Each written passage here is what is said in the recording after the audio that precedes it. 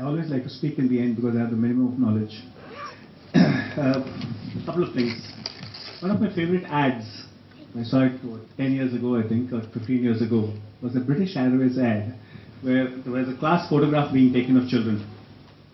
So there was this guy with spectacles and all that, 5-year-old. He says, you know, tomorrow's scientist. And there is that tough guy looking, stubby little kid, 5-year-old again. And there's a caption on top which comes and it says, tomorrow's Olympic champion. And then there is one kid who's being made to stand in the row in the back. And he has crossed his hands like this and is absolutely adamant about it. He won't move.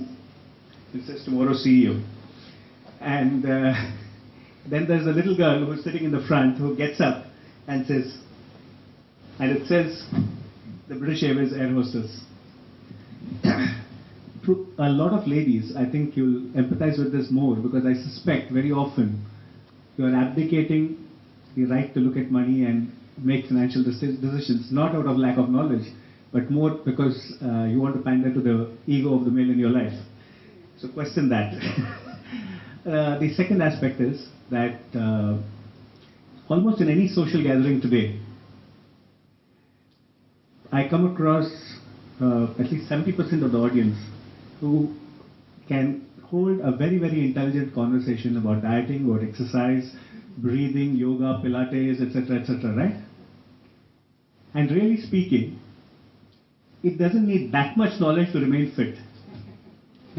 If you can hold a half an hour, 45-minute conversation on whether to eat the white of egg or, you know, the carrots give you cholesterol or whatever that rubbish is, I'm sure you can read up enough about finance. There are actually books called Finance for Dummies, which are quite good enough.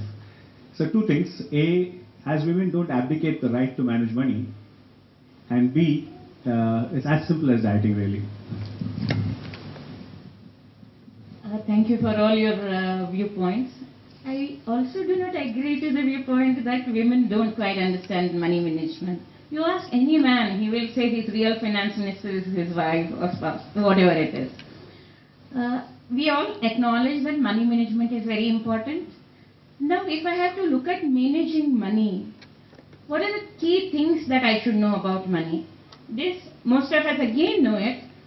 Say you are performing some function at your home, or you are looking for a partner for your kid. You know what are the aspects you look at when you are looking for a partner for your kid? Same yardstick go. Like if I am looking at investing my money, what are the attributes and what I should be looking into at the time of investment?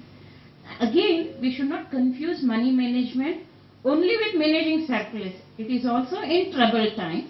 How do I manage money is an important aspect. So let us get views from our experts here on how should I deal with my money when I have surplus?